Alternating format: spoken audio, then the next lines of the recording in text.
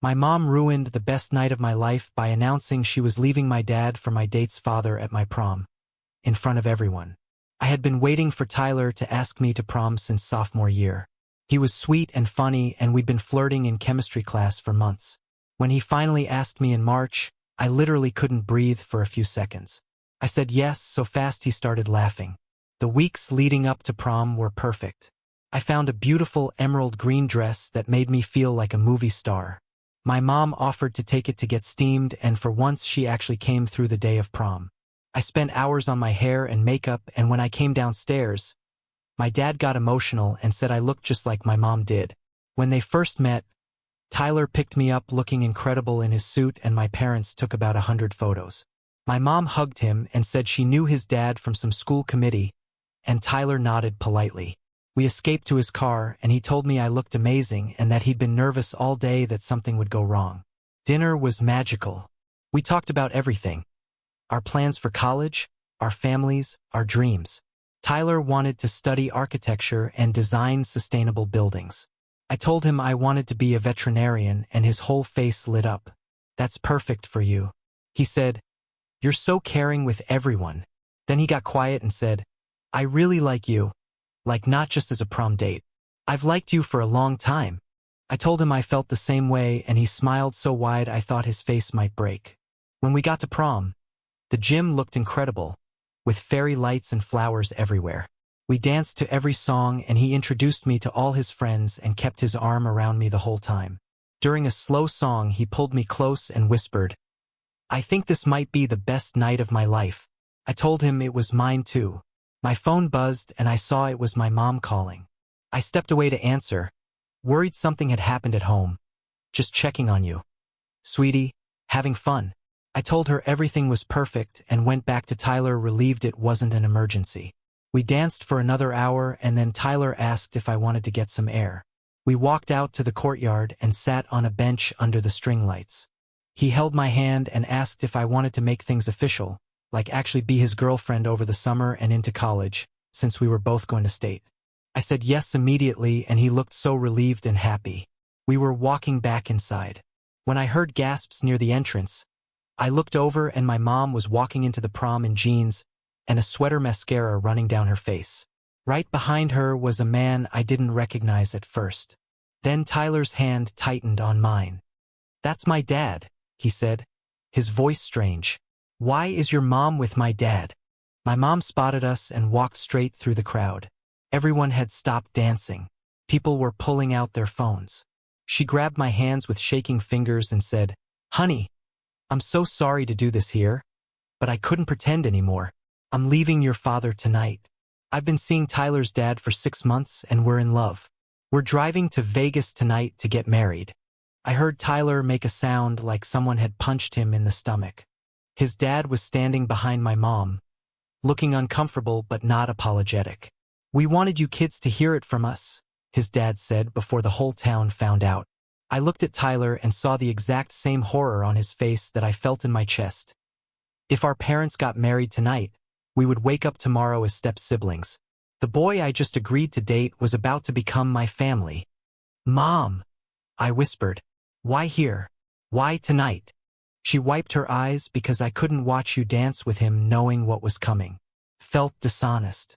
I thought you'd want the truth." I didn't want the truth. I wanted one perfect night. Before everything fell apart, Tyler dropped my hand and walked away without saying anything. I stood there in my beautiful green dress while 300 people recorded my mother destroying my life. She tried to hug me, and I stepped back. The next morning, my dad moved out. Tyler won't look at me at school. Our parents got married in Vegas just like they planned, and every time someone asks how my prom was, I have to decide whether to lie or explain that. My mother announced her affair in front of my entire class and turned my boyfriend into my stepbrother in the span of 5 minutes. She still doesn't understand why I'm upset.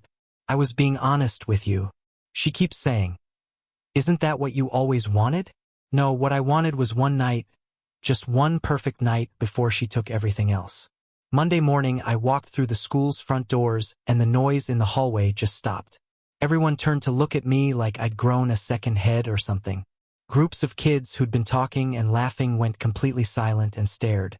As I made my way to my locker, I could feel my face getting hot and my hands started shaking as I fumbled with my combination lock.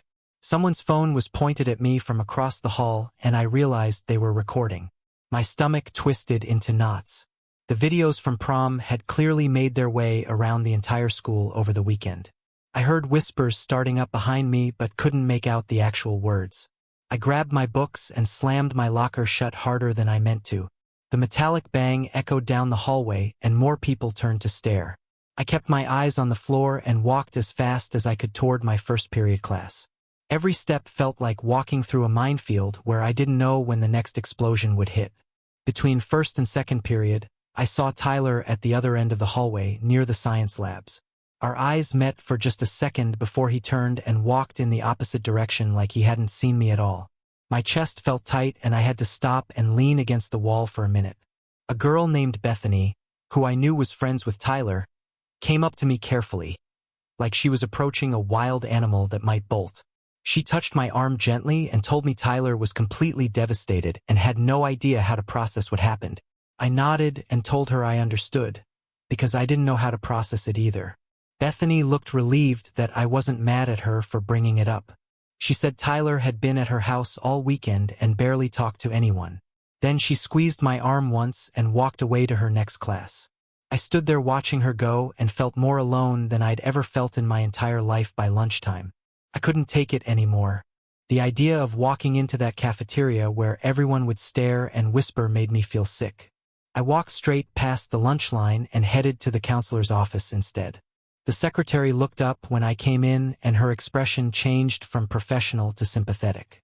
In about 2 seconds, she told me Mr. McKinney could see me right away and buzzed me through to his office. Samuel McKinney was older, maybe 50 or so, with gray hair and kind eyes behind wire-rimmed glasses. He stood up when I walked in and gestured to a comfortable chair across from his desk. I sat down and he settled back into his own chair and just waited quietly. I realized he wasn't going to make me explain everything because he already knew the whole staff probably knew by now. That should have made me feel worse, but somehow it was a relief not to have to tell the story again. Mr. McKinney asked how I was holding up and I told him honestly that I wasn't sure. He nodded like that made perfect sense. We spent the next 40 minutes creating a plan for getting through the last month of school. He gave me permission to eat lunch in the library instead of the cafeteria and said I could have extensions on any assignments if I needed them. He printed out a pass I could show teachers so they'd know it was official. Then he leaned forward and said gently that I might want to talk to someone outside of school about the family situation. He gave me a list of therapists in town who worked with teenagers and their families. I folded the paper and put it in my pocket and thanked him. Walking out of his office, I felt like I could actually breathe for the first time all day. When I got home that afternoon, I walked in to find Mom sitting at the kitchen table with Tyler's dad. They had paint samples spread out all over the table in different shades of beige and gray. Mom looked up with this bright smile and said they were picking colors for our new blended family home. Tyler's dad nodded and held up 2 samples, asking which one I liked better. I stared at them both and felt anger rising up in my chest like hot water about to boil over. The casual way they were planning our lives together, like nothing had happened, made me want to scream. They were acting like we were all just going to move in together and be one big, happy family. Like they hadn't destroyed everything at prom in front of 300 people. Like Tyler and I weren't avoiding each other at the school, because looking at each other hurt too much. I put my backpack down on the counter and told Mom I was moving in with Aunt Lori until graduation. Mom's smile disappeared and she looked genuinely shocked. She stood up from the table and said I was being dramatic. Tyler's dad shifted uncomfortably in his chair but didn't say anything. Mom walked over to me and said I needed to give their marriage a chance and that we could all work through this together as a family. I stepped back from her and felt my voice getting louder as I told her she destroyed my relationship with Tyler and humiliated me in front of everyone. I know she was completely missing the point that this wasn't about giving her marriage a chance. This was about her taking away any chance. Tyler and I might have had her eyes filled with tears, but I didn't feel sorry for her at all. I turned and walked upstairs to start packing. Dad showed up that evening after Mom called him. I heard them arguing downstairs while I pulled clothes out of my dresser and stuffed them into garbage bags. Dad came up to my room looking exhausted and defeated. His shoulders sagged, and there were dark circles under his eyes like he hadn't slept in days. He probably hadn't. He sat down on the edge of my bed and watched me pack for a minute without saying anything. Then he told me he was getting an apartment across town and I was welcome there anytime I wanted. But he agreed that Aunt Laurie's house made more sense because it was only 10 minutes from the school. He helped me carry bags down to his car while Mom stood in the doorway looking hurt and confused. Tyler's dad had left at some point during the packing. Dad loaded the last bag into his trunk and hugged me tight before we drove to Aunt Laurie's. Aunt Laurie was waiting on her front porch. When we pulled up, she came down the steps and wrapped me in a huge hug that lasted a long time. Dad carried my bags inside, while Aunt Laurie took me straight to the guest room. She'd already cleared out the closet and put fresh sheets on the bed. She told me this was my space now for as long as I needed it. Then she did something that made me want to cry with relief. She didn't ask a million questions about what happened or tell me how I should feel about any of it. She just squeezed my hand and said she was glad I was there. Dad stayed for a while helping me unpack and then hugged us both goodbye. After he left, Aunt Laurie made grilled cheese sandwiches and we ate them while watching some cooking show on TV without talking much. Felt peaceful. In a way home hadn't felt in forever. The next afternoon Elsie showed up at Aunt Laurie's house right after school. She had 2 pints of ice cream and a sympathetic smile. We sat on the back porch eating chocolate chip cookie dough straight from the containers. Elsie told me her dad Harold wanted me to know I could talk to him if I wanted. Harold Peterson was a family therapist and Elsie said he'd helped lots of kids through messy divorces and family stuff. She wasn't pushing me to do it, just letting me know the offer was there. I thought about the list Mr. McKinney had given me and realized maybe talking to someone who actually understood this kind of thing might help. I asked Elsie if her dad would really be okay with it and she nodded enthusiastically. She pulled out her phone and texted him right there. He responded within minutes, saying he had an opening Wednesday after school if I wanted it. Wednesday afternoon I sat in Harold's office, trying not to feel nervous. His office was in a small building downtown with comfortable chairs and calm colors on the walls. Harold was tall and kind-looking, with the same warm smile Elsie had. He asked me to tell him what brought me in and I explained the whole prom situation. The words came out easier than I expected. Maybe because he was a stranger who didn't know my mom or Tyler. When I finished, Harold leaned back in his chair and said what my mom did was a boundary violation. He explained that my feelings of betrayal were completely valid and normal. Hearing him say that made something loosen in my chest. He wasn't telling me to get over it or be understanding or give anyone a chance. He was just confirming that what I felt made sense.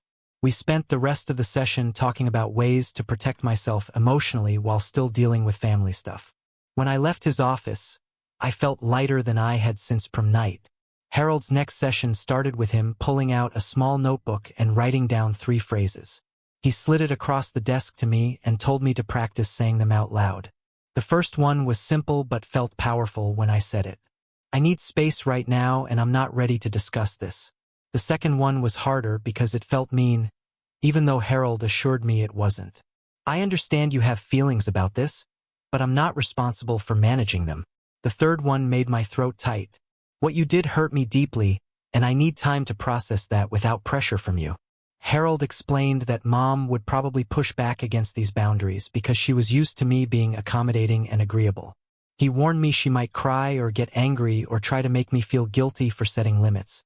I asked him what I should do if that happened and he told me to repeat the phrases calmly and then end the conversation if she wouldn't respect them. We practiced different scenarios where Mom might try to guilt me into coming home or accepting her marriage. By the end of the session, I felt more prepared, but also nervous about actually using these phrases with her. The next morning at the school, I was walking to my locker when I passed 2 girls from my English class standing near the water fountain. They didn't see me coming because they were too focused on their conversation. One of them was saying something about Tyler missing another quiz in history and how worried Bethany was getting about him. The other girl responded that she'd heard he was spending lunch periods in his car instead of the cafeteria and that his grades were dropping fast. My chest felt tight listening to them talk about how the situation was affecting him. Part of me wanted to text him or find him between classes to see if he was okay. Another part knew that reaching out would just make everything messier and more painful for both of us. I walked past them quickly before they noticed me standing there and spent the rest of the day trying not to think about Tyler sitting alone in his car, avoiding everyone. Thursday morning, the principal's voice came over the intercom during second period, announcing a mandatory assembly for all juniors and seniors. During fifth period, everyone groaned because assemblies usually meant sitting on hard bleachers, listening to boring announcements about parking passes or graduation requirements. When we filed into the gym that afternoon, the principal was standing at a podium with a serious expression that made my stomach drop. She started talking about digital citizenship and social media responsibility and how permanent online content could be. She mentioned that several parents had contacted the school about inappropriate videos circulating from the school events. Everyone in the gym knew exactly what she was talking about, even though she never said the word prom. I could feel people's eyes sliding toward me and then quickly away. When I looked in their direction, my face burned hot, and I stared at my shoes while the principal droned on about thinking before posting and respecting people's privacy. The assembly lasted 30 minutes, and every second felt like an hour. When it finally ended, Elsie grabbed my arm and pulled me out a side door before anyone could say anything to me. My phone started buzzing constantly that evening with texts from Mom. The first one asked when I was planning to come home because my room was getting dusty and she missed me. The second one said we needed to work through this as a family and that avoiding each other wasn't healthy. The third one got more desperate, saying she didn't understand why I was being so cold and distant. I stared at the messages for a long time, remembering Harold's boundary phrases. I typed out my response carefully, using almost exactly what he taught me. I need space right now and I'm not ready to discuss this. I'll let you know when I'm ready to talk. Mom's response came back immediately, saying that wasn't fair and that I was punishing her for being honest about her feelings. I took a deep breath and sent another message. I understand you have feelings about this, but I'm not responsible for managing them. I need time. She called me 3 times in a row, but I didn't answer. Finally, she sent one more text saying I was being dramatic and hurtful. I turned off my phone and went to find Aunt Lori, who made me hot chocolate and didn't ask any questions about why I looked upset. Friday afternoon, I stopped by Dad's new apartment to pick up some textbooks. I'd left there the week before. I knocked on the door and Dad answered. Looking tired but happy to see me, he let me in and I headed straight to the spare bedroom, where I'd stacked my books on the desk. I was gathering them into my backpack. When I heard another knock on the door, Dad opened it and I heard Tyler's dad's voice in the living room. My whole body went rigid and I stayed frozen in the bedroom hoping he would leave quickly. Instead, I heard footsteps coming down the hall, and then Tyler's dad was standing in the doorway looking uncomfortable. He cleared his throat and said he'd been hoping to run into me because he wanted to apologize. His words sounded practiced, like he'd rehearsed them in front of a mirror. He told me the timing of the announcement was poor and that he hoped eventually we could all get along as a family. He said, "Mom really loved me and wanted to repair our relationship." Every word felt hollow and fake, like he was reading from a script someone else had written for him. I stood up and looked him directly in the eyes. My voice came out steadier than I expected when I told him that he and Mom had taken something special from both me and Tyler and turned it into a nightmare we would never forget. I said what they did at prom wasn't just bad timing. It was cruel and selfish, and it destroyed something that mattered to both of us. Tyler's dad's face went red and he started to say something about how they were in love and deserved happiness too. I cut him off and told him I didn't care about his justifications and that I needed him to leave. He looked shocked, like nobody had ever spoken to him that way before. He mumbled something about hoping I'd understand someday, and then left quickly without saying goodbye to Dad. After he was gone, I sat on the bed, shaking with adrenaline. Dad came in and hugged me tight and said he was proud of me for standing up for myself. The small sense of satisfaction I felt from making Tyler's dad uncomfortable lasted the rest of the evening. Saturday morning, Elsie showed up at Aunt Lori's house with a determined look on her face. She announced that we were going to the End Ophir art show at the school, whether I liked it or not. I tried to argue that I wasn't ready to face everyone, but Elsie wasn't having it. She said hiding forever wasn't a real option and that I needed to prove to myself I could walk through those hallways with my head up. Aunt Lori backed her up, saying, "Sometimes the only way past fear was straight through it. I finally agreed and changed into clean jeans and a sweater that didn't look like I'd given up on life. The art show was in the main hallway and cafeteria, with student paintings and sculptures displayed on tables and walls. When we walked in, I could feel the stares immediately. People's conversations dropped to whispers when they saw me, and some of them didn't even bother being subtle about pointing. Elsie stayed right next to me the whole time, acting completely normal, like nothing was wrong. We looked at paintings and ceramics projects, and she made comments about which ones she liked best. I kept my shoulders back and my chin up, even though my hands were shaking in my pockets. We were standing near a large abstract painting. When I noticed Tyler on the other side of the display, he was looking at the same artwork from his angle, and our eyes met accidentally across the space. For just a second, I saw everything I was feeling reflected back at me in his expression. The hurt and anger and confusion were all there, written clearly on his face. We both recognized the pain in each other, and it felt like being punched in the stomach all over again. Then Tyler looked away quickly and moved to a different section of the show. I turned and walked in the opposite direction, with Elsie following close behind. Neither of us said anything about it, but my chest felt tight for the rest of the afternoon. Monday evening, I had a video call scheduled with the college housing coordinator to finalize my dorm assignment for fall semester. I set up my laptop at Aunt Laura's kitchen table and joined the call right on time. The coordinator was a friendly woman who started by asking basic questions about my preferences for roommate matching. Everything was going smoothly until she asked about my family situation. For emergency contact information, she needed to know who to call if something happened to me on campus. The question hit me harder than I expected, and suddenly I was crying in front of the stranger trying to explain that my mom had married my prom date's father, and I didn't want her listed as my primary contact. The words came out jumbled and messy. Between sobs, I told her about prom night and the announcement and how Tyler was supposed to be my boyfriend, but now he was technically my stepbrother. The coordinator's face shifted from professional politeness to genuine sympathy. She let me cry for a minute before gently saying she understood and that family situations could be complicated. She pulled up my paperwork on her screen and asked if I had other family members I'd prefer to list. Instead, I gave her Aunt Lori's information and Dad's new address and phone number. The coordinator made notes in her system and assured me that Mom wouldn't be contacted unless absolutely necessary, and only after trying my other contacts first. Then she mentioned something that made me feel slightly better. She said the university had counseling services available to all students free of charge, and that lots of people use them to deal with family stress and life transitions. She sent me a link to the counseling center website and suggested I might want to book an appointment early in the semester before things got too busy. By the end of the call, I felt drained, but also relieved that at least one part of my life was getting organized in a way that felt safe.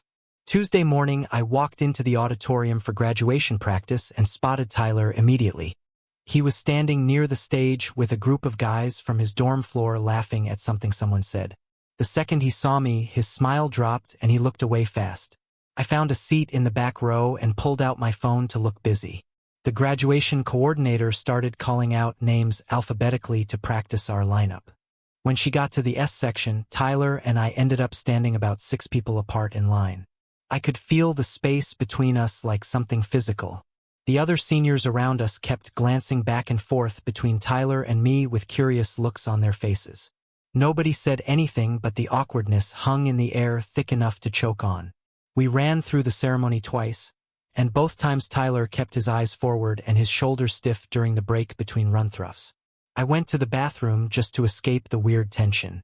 When I came back, Elsie had saved me a different seat farther from where Tyler was sitting. Practice ended and everyone filed out talking about graduation parties and summer plans. Tyler left through the side door without looking back. Once Wednesday afternoon, I was reading on the couch at Aunt Lori when someone knocked hard on the front door.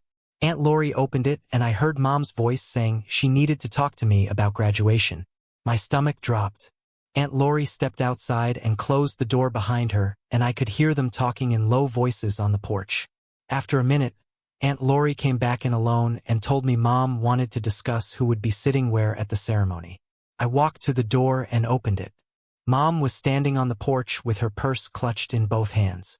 She started talking fast about how she and Tyler's dad wanted to sit together as a family and she hoped I would be okay with that.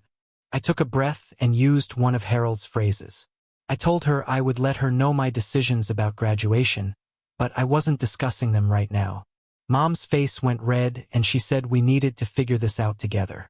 Aunt Lori stepped up beside me and said I had made myself clear and Mom needed to respect that. Mom looked between us like she couldn't believe what was happening. She opened her mouth to argue, but Aunt Lori just smiled politely and said, maybe they could talk another time when everyone was calmer. Mom turned and walked back to her car without saying goodbye. Thursday evening, Dad picked me up and took me to the Italian restaurant we used to go to for special occasions. We ordered pasta and he asked how I was holding up with graduation coming so fast. I told him I was managing, but everything felt weird and complicated. Dad reached across the table and squeezed my hand. He said he was really proud of how I was handling everything and that took a lot of strength. Then his expression changed and got more serious. He told me the divorce was getting messy because Mom wanted to rush everything through as fast as possible. She was pushing for a quick settlement so she could fully move on with her new life. Dad said he was trying to make sure the financial stuff was fair and that he got what he was entitled to after 20 years of marriage. He looked tired when he said it and I realized he probably wasn't sleeping much.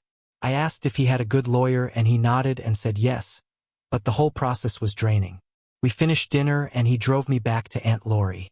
Before I got out of the car, he hugged me tight and said we would get through this together. Friday morning at breakfast, I asked Dad something I had been wondering about for weeks. I wanted to know if he had any idea about the affair. Before prom night, Dad sat down his coffee cup and looked out the window for a long moment. Finally, he said he suspected something was off in the months before prom. Mom had been distant and distracted, and she kept finding reasons to be out of the house for school committee meetings that seemed to run really late. He said he never imagined it was an affair and definitely never thought it was with Tyler's dad. When he looked back at me, his eyes were so sad it made my chest hurt. I realized Dad was dealing with his own heartbreak while trying to be strong and supportive for me. He had lost his wife and his marriage and probably felt just as betrayed and confused as I did. I told him I was sorry he was going through this too, and he gave me a sad smile. He said we were both going through it and at least we had each other. Monday afternoon, I was in the library working on a final paper. When Bethany walked up to my table, she sat down across from me and kept her voice low. She said Tyler had asked her to tell me something. My heart started beating faster and I closed my laptop to focus on what she was saying. Bethany explained that Tyler was really sorry for avoiding me and acting like I didn't exist. She said he had been dealing with a lot of anger at his dad and he didn't know how to separate that from the whole situation with me. Tyler felt guilty about how everything went down and he knew it wasn't my fault any more than it was his. Bethany looked uncomfortable delivering the message, but she kept going. She said Tyler was seeing a therapist now to work through his feelings about his dad's choices. He wanted me to know he didn't blame me for anything and he hoped I was doing okay. I felt something loosen in my chest that had been tight for weeks. I told Bethany to let Tyler know I understood completely and I didn't blame him for any of this either. She looked relieved, like she had been worried I would be angry. Then she mentioned something else. Almost casually, she said Tyler had decided to room with some friends from his dorm floor at State instead of doing the random roommate assignment. My stomach dropped because I knew what that meant. Tyler and I had talked about rooming near each other at State back when we thought we were going to be dating. We had looked at the housing options together and made plans about which dining halls we would eat at and which classes we might take together. Now he was actively changing those plans to make sure we wouldn't run into each other on campus. Bethany must have seen something on my face, because she quickly said she was sure it wasn't personal. But we both knew it was personal, even if Tyler didn't mean it to hurt me. After Bethany left, I sat in the library for another hour not really working on my paper. Requested Reads is on Spotify now. Check out link in the description or comments. The full weight of what our parents had done hit me all over again. Tyler and I were supposed to be starting college together as a couple, excited about our future. Instead, we were making housing decisions specifically to avoid each other, because our parents had destroyed any chance we had at being together. We hadn't done anything wrong, but we were the ones paying the price for their choices. All the plans we had made that perfect night at prom before everything fell apart were gone. Now Tyler had to rearrange his entire college experience to cope with family drama. he never asked for. I had to do the same thing. We were both just trying to survive something neither of us created or wanted. Wednesday afternoon, I had another session with Harold at his office, and I told him about Tyler's message through Bethany and about finding out he changed his housing plans at State. Harold listened carefully and then asked me how that made me feel. I told him it felt like losing Tyler all over again. First I lost the chance to date him, and now I was losing the future.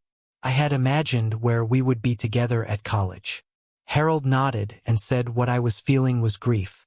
He explained that I wasn't just mourning the end of a romantic relationship, but also the loss of a specific future I had been looking forward to. All those plans and dreams I had built up in my head were gone now, and it was okay to be sad about that. He reminded me that I was allowed to mourn what could have been, while also moving forward with my life. The two things weren't opposites. I could be sad about what I lost and still build a good future for myself. It helped to hear him say that out loud. Senior week started on Monday with a bunch of activities planned by the class officers. Elsie stuck right next to me through all of them, like she was my personal bodyguard. We went to the senior breakfast and the carnival day and the class picnic every single event. Someone came up and asked invasive questions about prom night or my family situation. People wanted to know if my mom was really married to Tyler's dad now and if Tyler and I were actually step-siblings. Some of them pretended to be concerned, but I could tell they just wanted gossip to share with their friends. Elsie got really good at running interference. Whenever someone started asking questions, she would jump in and change the subject smoothly. She would bring up college plans or summer jobs or literally anything else to redirect the conversation. By the end of the week, I was exhausted from all the fake sympathy and nosy questions, but at least I had made it through without breaking down in public. Friday night, I sat down at Aunt Laurie's kitchen table with a notebook and started writing a letter to Mom. Harold had suggested it might help. Since Mom didn't seem to hear me when we talked face to face, I wanted to explain exactly how her actions had affected me in a way she couldn't interrupt or dismiss. I spent hours getting every word right. I wrote about the humiliation of having her announce her affair in front of 300 people at my prom. I described how it felt to watch videos of that moment circulating around school and knowing everyone had witnessed my worst nightmare. I explained that she hadn't just ended her marriage that night, but had also destroyed my relationship with Tyler and turned my perfect evening into something I would never be able to remember. Without pain, I detailed the betrayal I felt, knowing she had been lying to me and Dad for 6 months while planning her new life. I told her about moving out and staying with Aunt Laurie because I couldn't watch her playhouse with Tyler's dad. By the time I finished writing, my hand was cramping and my eyes were burning, but I had finally said everything I needed to say. I folded the letter carefully and put it in an envelope. The next morning, I drove to Mom's house when I knew she would be home alone. Tyler's dad's car wasn't in the driveway, which made it easier. I knocked on the door and Mom answered, looking surprised to see me. She invited me in, but I stayed on the porch and handed her the envelope. I told her to read it when she had time and that I needed her to really think about what I wrote. She started to open it right there, but I turned and walked back to my car before she could say anything. 2 hours later, my phone rang with Mom's number. I almost didn't answer, but something made me pick up.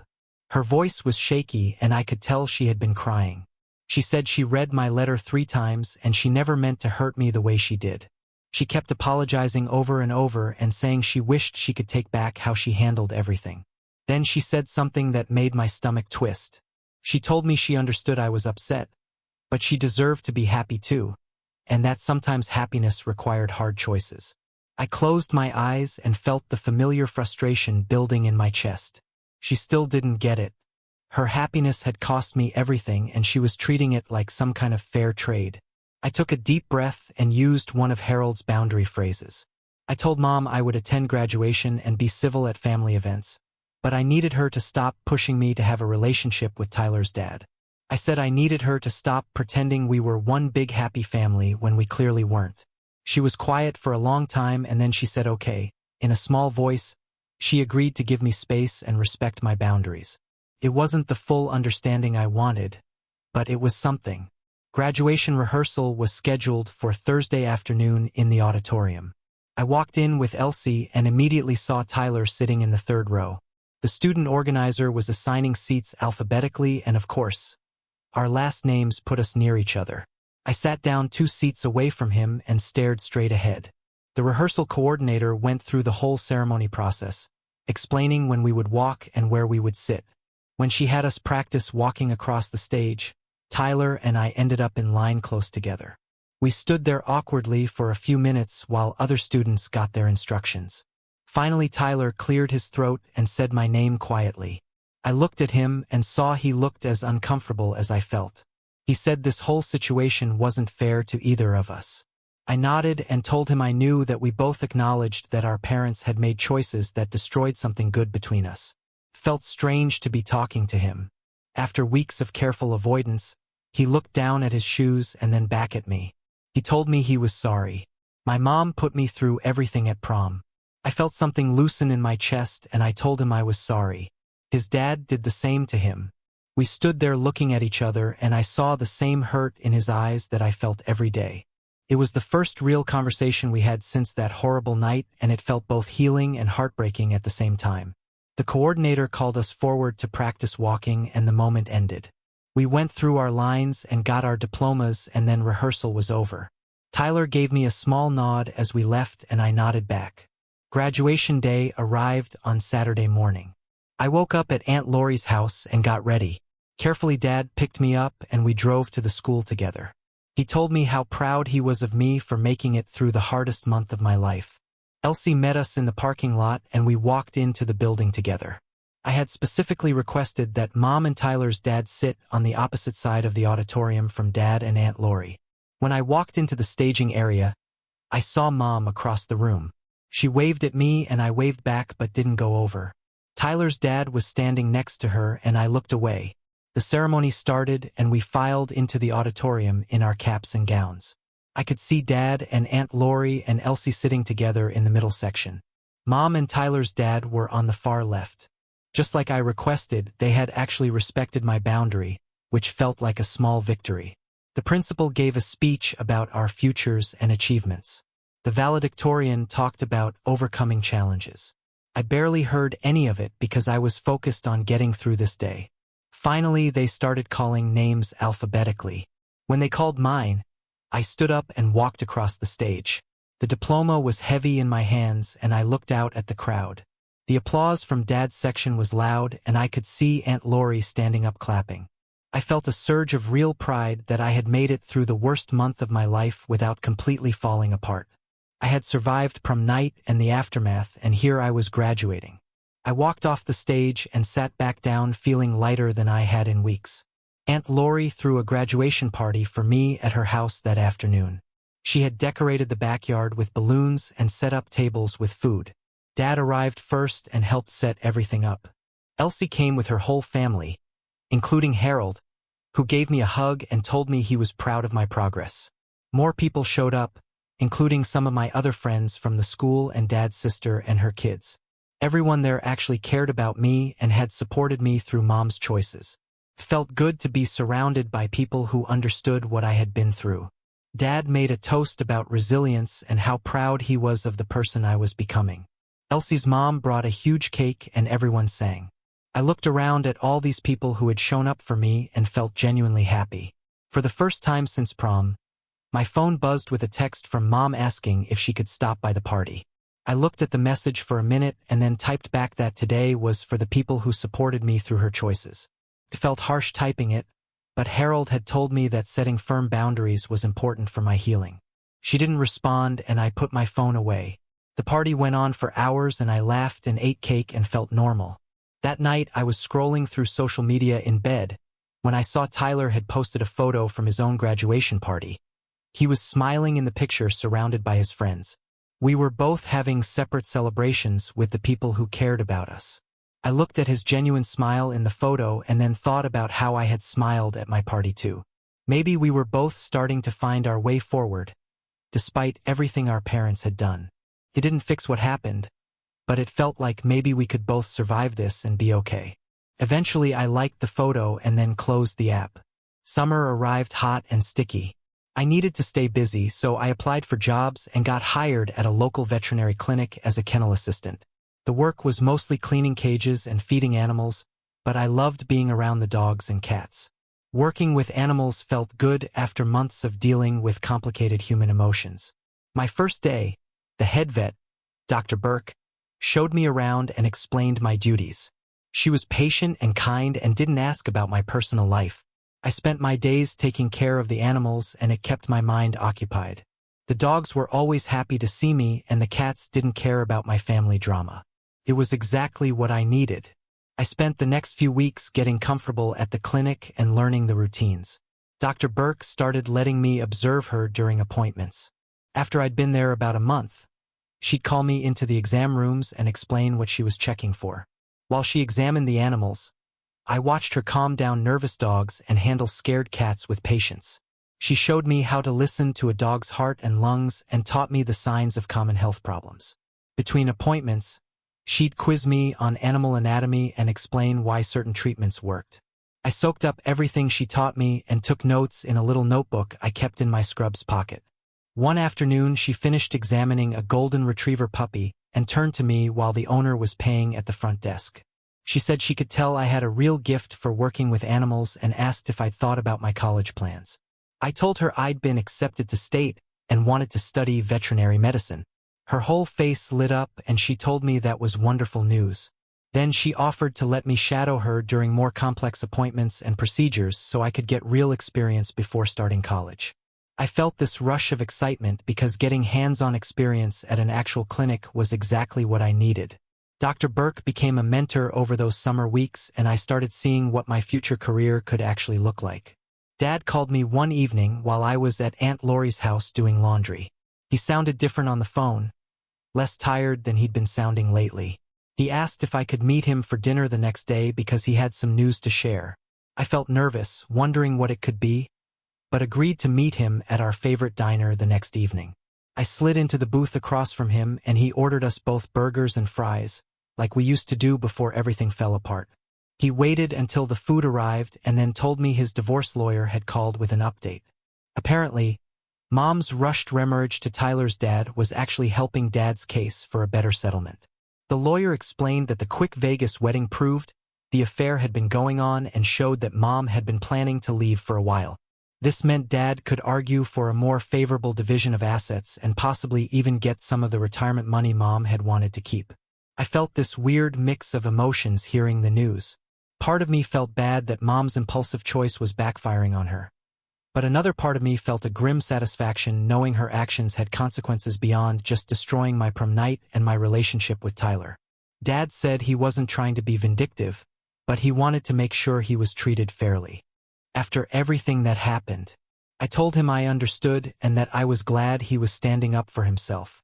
We finished our burgers and talked about other things, but I kept thinking about how Mom's inability to wait or plan ahead had hurt her in ways she probably never considered. I was getting coffee at the local shop. A few days later, when I spotted Bethany sitting at a corner table with her laptop, she looked up and waved me over before I could decide whether to approach. I sat down across from her and we made awkward small talk for a minute about summer jobs and college prep. Then she brought up Tyler without me having to ask. She told me he was doing better now that he had a job at a landscaping company and was staying busy preparing for college. She said the physical work seemed to help him process everything that happened. Then she mentioned something that surprised me. She said Tyler had started seeing a therapist to work through his feelings about his dad's affair and the whole prom situation. I felt genuinely glad hearing that because I knew from my sessions with Harold how much therapy had helped me. Bethany said Tyler was still angry at his dad, but he was learning to separate that anger from other parts of his life. She told me he decided to room with friends at State instead of doing random roommate assignment because he wanted to start college with people who already knew his situation and wouldn't judge him. I understood that completely, since I'd been dreading the possibility of having to explain everything to a stranger. Bethany finished her coffee and said she thought Tyler and I might eventually be able to be friendly again once enough time passed. I wasn't sure about that, but I appreciated her trying to help us both heal. We said goodbye and I walked back to my car feeling oddly hopeful that maybe Tyler was finding his way through this mess, just like I was. That evening, Aunt Laurie asked me to sit with her in the living room after dinner. She had this serious look on her face that made me worried something was wrong, but then she smiled and told me she wanted to talk about my plans for college breaks and holidays. She said she'd been watching how I handled everything since prom night, and she was proud of the maturity I'd shown in dealing with such a difficult situation. She told me a lot of kids my age would have fallen apart completely, but I'd found ways to cope and keep moving forward. Her words made me feel emotional because I hadn't felt particularly mature or strong most days. Then she said something that really meant a lot to me. She told me I was welcome to stay with her during college breaks and holidays if I didn't want to navigate the awkwardness of being at Mom's house with Tyler's dad there. She said her guest room would always be my room and I could come back anytime. I needed a safe space away from the complicated family dynamics. I thanked her and felt tears starting because having that option took away so much stress about future visits home. I'd been dreading Thanksgiving and Christmas knowing I'd have to choose between staying with Dad and his small apartment or going to Mom's house, where everything would be weird and tense. Now I had a third option that felt comfortable and safe.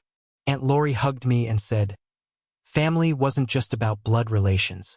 It was about the people who showed up for you when things got hard." I met with Harold one last time before college started in late August. We sat in his office and he reviewed all the progress I'd made since that first session back in May.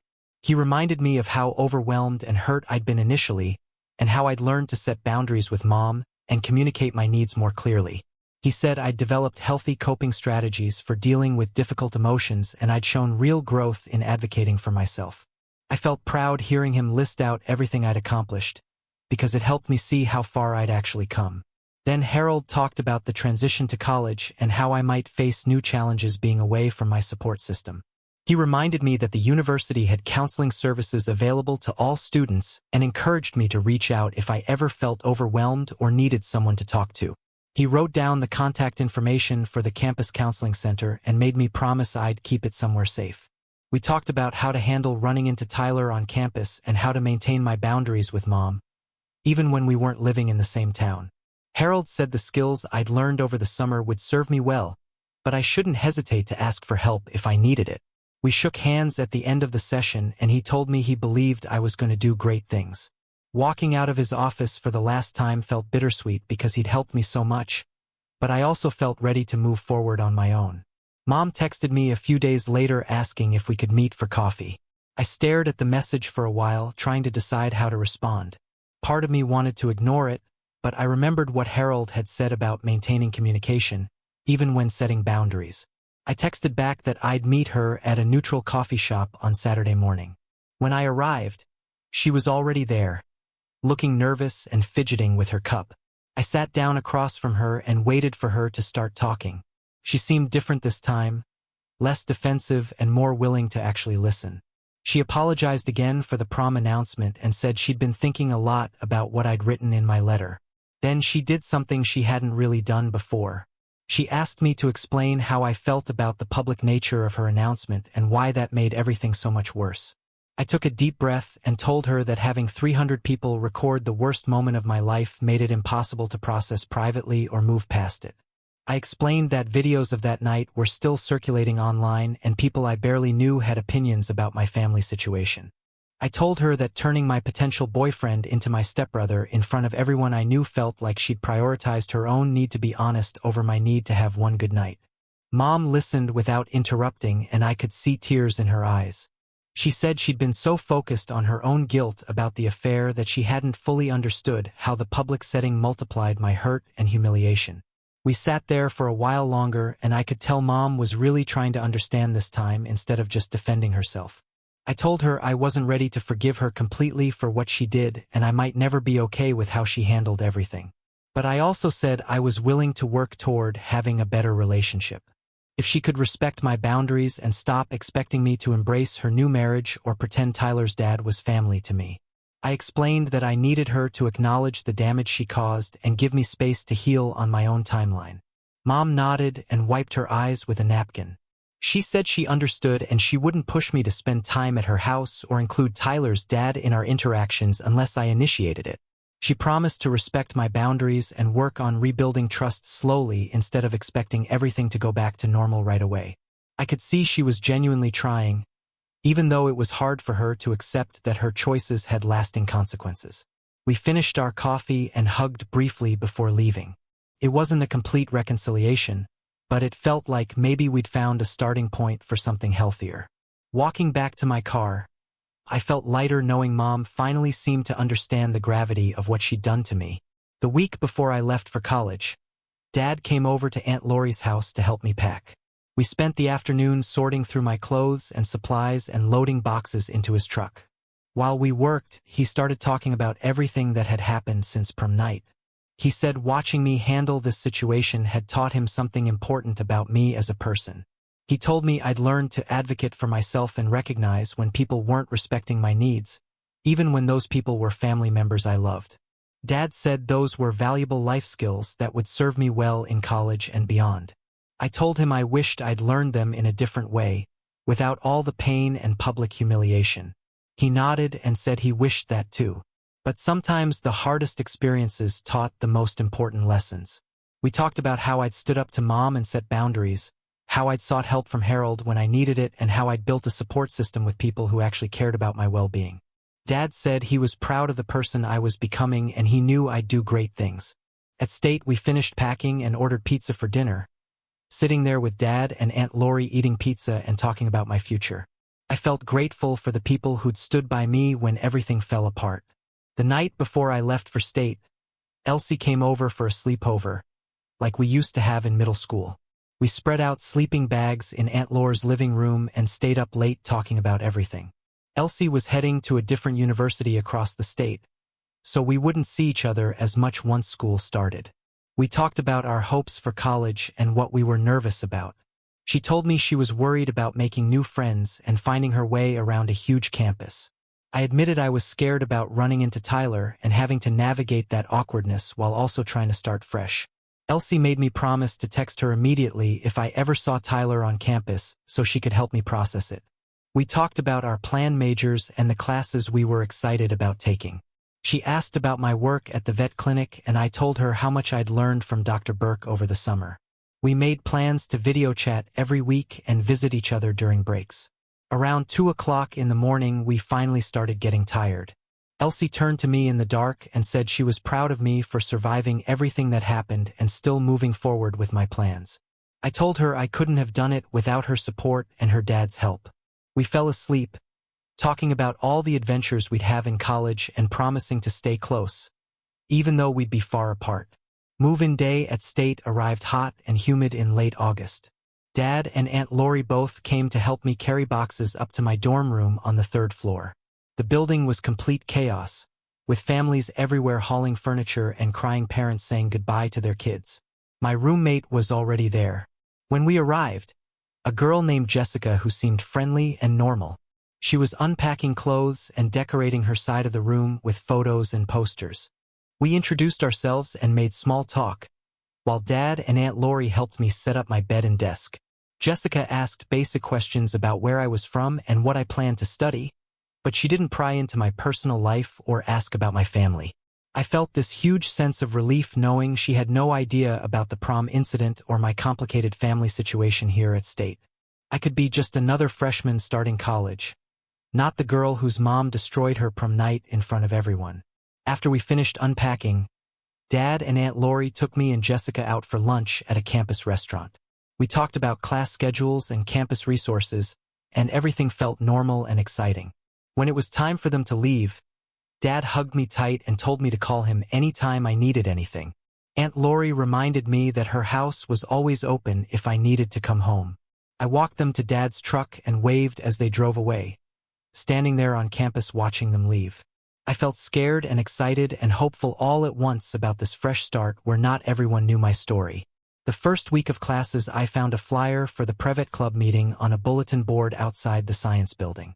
I showed up on Wednesday evening to a classroom full of students who actually wanted to talk about animal medicine. Instead of my family drama, a girl named Rachel sat next to me and started telling me about her volunteer work at a wildlife rehabilitation center. Another student was planning to specialize in large animal medicine and work with horses. I listened to everyone share their goals and felt something shift inside me. For the first time since prom night, I was in a space where I was just another student with dreams about helping animals. Nobody here knew about the videos or the scandal or any of it.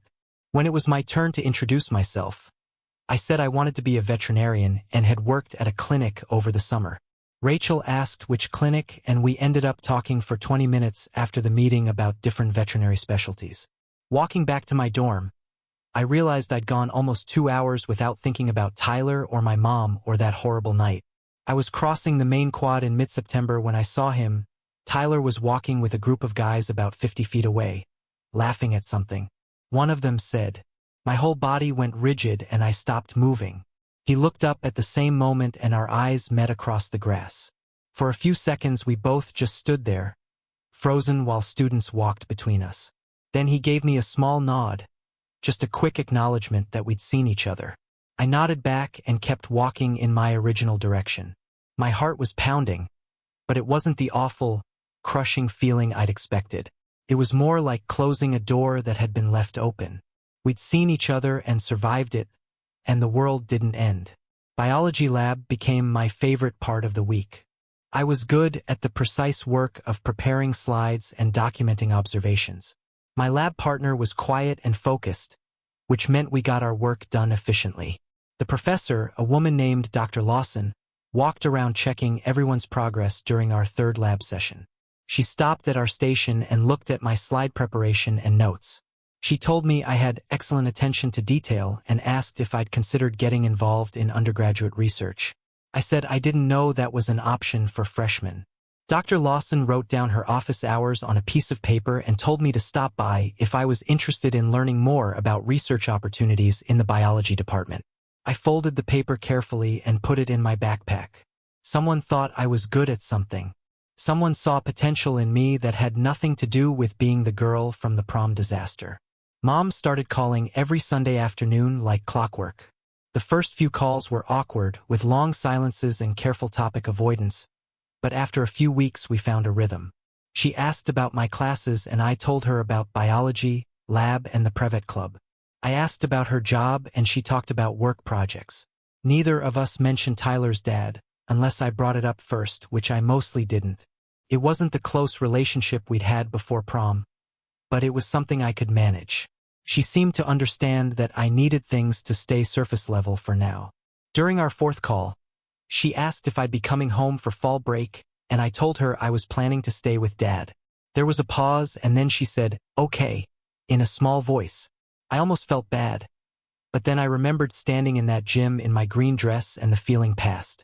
A flyer in the student center advertised a support group for students dealing with family transitions. I walked past it 3 times before finally taking a photo of the meeting information. The first session I attended was in a conference room in the counseling building.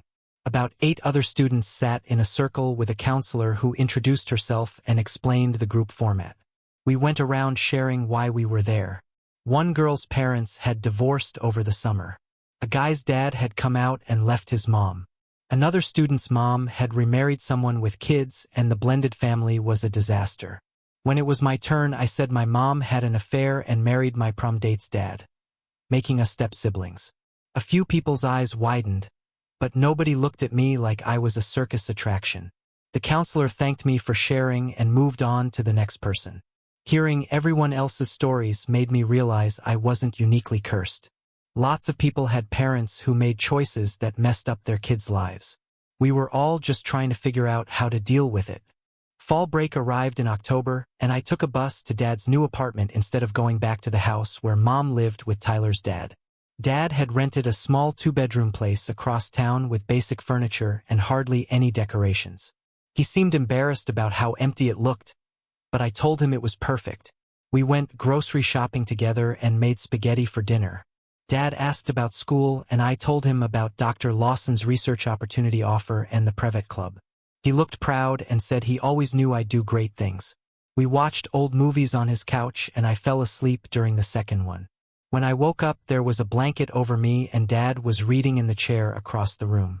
The apartment was quiet and calm and nobody was pretending to be a happy blended family. It felt more like home than anywhere had felt in months. The library became my main study spot as midterms approached. I was there on a Tuesday evening in November working on a biology paper when someone sat down at the table across from me. I looked up and Tyler was there with his backpack and a textbook. We both froze for a second. Then he asked if this seat was taken. I shook my head. We studied in silence for maybe 10 minutes before he spoke again. He asked how my classes were going. I told him they were going well and asked him the same question. He said architecture studio was intense, but he really liked it. We talked for a few minutes about adjusting to college and how different it was from high school. His voice was careful and so was mine. We weren't friends, but we weren't enemies either. Just two people who used to know each other trying to be normal. Tyler mentioned he'd made good friends in his dorm and seemed to be settling in okay. Then he said he hoped I was doing well too. I told him I was and realized I actually meant it. For the first time since that awful night at prom, I could honestly say I was doing okay. He nodded like he understood and went back to his textbook. We studied at the same table for another hour without talking much. When I packed up to leave, he said it was good to see me. I said the same thing back. Walking out of the library, I felt lighter, somehow like we'd both been carrying something heavy and had finally been able to set it down. Finals week hit in early December and I spent long hours in the library and my dorm room studying. My biology final was comprehensive and covered everything from the entire semester. I made flashcards and diagrams and reviewed all my lab notes. The night before the exam I felt nervous but also confident. I'd worked hard all semester and my grades reflected it. Jessica commented that I seemed really focused and driven compared to a lot of other freshmen. I told her I'd had a rough summer and college felt like a fresh start where I could control my own success. The biology final went well, and so did my other exams. When grades posted before winter break, I had a solid GPA and felt genuinely proud of what I'd accomplished. I'd built a life here at State that belonged entirely to me. Not the girl whose mom ruined her prom. Not Tyler's almost stepsister. Just me working toward my dreams of becoming a veterinarian and doing well at it. An email appeared in my inbox a few days before I was supposed to head to Dad's for winter break. The sender was Dr. Burke from the clinic back home. She said she'd heard from my dad that I was doing well at State and studying Prevet. She wrote that she'd love to have me back next summer if I was interested and that she might have a research project involving canine rehabilitation that I could help with. She said she'd been impressed with my work ethic and natural ability with animals during the summer. Having someone believe in my abilities like that felt incredible. I read the email 3 times and then called Dad to tell him he sounded happy and said, "Dr. Burke had asked him for my email address a few days earlier." I wrote back to Dr. Burke right away saying, I'd love to work with her again and learn more about the research project. For the first time in months, I felt excited about going home. Not because of the town itself, but because I had something meaningful to return to that I'd earned through my own hard work. Christmas break arrived and I packed my car with enough clothes for 2 weeks, split between different houses. Dad had told me I was welcome to stay with him the whole time and Aunt Lori said the same thing. Mom had texted asking about my plans and I'd used the boundary phrases. Harold taught me to explain. I'd see her for a few hours but needed space to process everything that had happened. She replied with a sad face emoji, but said she understood. The drive home from State took 3 hours and I spent most of it listening to music and thinking about how different this break felt from the summer. Back then I was raw and angry and couldn't imagine feeling normal again. Now I had routines and friends and good grades and a sense of control over my own life that nobody could take away from me. I pulled into Dad's apartment complex first and he came out to help me carry my bags inside. His place was small but cozy with furniture. He'd picked out himself and photos of us on the walls.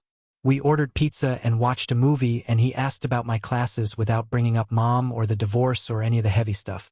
It felt peaceful in a way home hadn't felt in a long time. The next morning I drove to Mom's house to drop off some mail. She'd asked me to bring and pick up a few things I'd left behind. Tyler's dad answered the door, and we had an awkward moment of eye contact before he stepped aside to let me in. Mom appeared from the kitchen looking nervous and asked if I wanted coffee. I told her I could only stay for a few minutes and she nodded like she'd expected that answer. We sat at the kitchen table and she asked about school and my classes and whether I'd made friends. I gave her basic answers and watched her try to fill the silence with questions that didn't touch on anything real. When I stood up to leave, she asked if I'd come back for dinner before I left town, and I said maybe, which we both knew meant probably not. She hugged me at the door and whispered that she loved me, and I said it back because it was true, even though everything else was complicated. Driving back to Dad's apartment, I felt okay about how I'd handled it. I'd shown up and been civil and maintained my boundaries without being cruel. Harold would have been proud of the way I'd managed the situation with the tools he'd taught me. Elsie texted me the day after Christmas, asking if I wanted to meet up at the coffee shop downtown. I said yes immediately because I'd missed her and wanted to catch up properly without just texting. She was already there. When I arrived, sitting at our usual table by the window with 2 hot chocolates waiting, we hugged and she told me I looked good, like college was treating me well. I said it was and asked about her classes at the community college and her job at the bookstore. She filled me in on everything I'd missed while I was away, and then she got quiet and looked at me with this serious expression. She said she was really proud of how far I'd come since prom night. Back then I was devastated and couldn't see past the hurt and humiliation. Now I was at state, building my own life and handling family stuff with actual healthy boundaries. Instead of just reacting to everything, I felt my throat get tight, because hearing someone acknowledge the work I'd done to get here meant more than I'd expected. I told her I couldn't have gotten through any of it without her and Harold's help.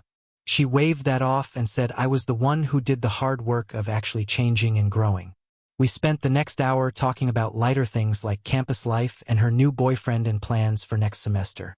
When we left the coffee shop, I felt grateful for having a friend who'd stuck by me through the worst time of my life and still believed in me.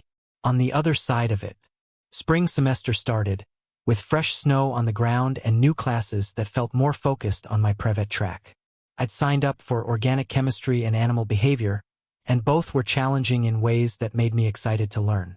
Jessica had moved to a different dorm with some girls. She'd met through her sorority, but we still got lunch sometimes and caught up. The Prevet Club started meeting weekly again, and I volunteered to help organize a fundraiser for the local animal shelter. 3 weeks into the semester, I was walking across campus to the library when I saw a flyer for an architecture student showcase. Tyler's major flashed through my mind, and I wondered if he'd have work displayed there.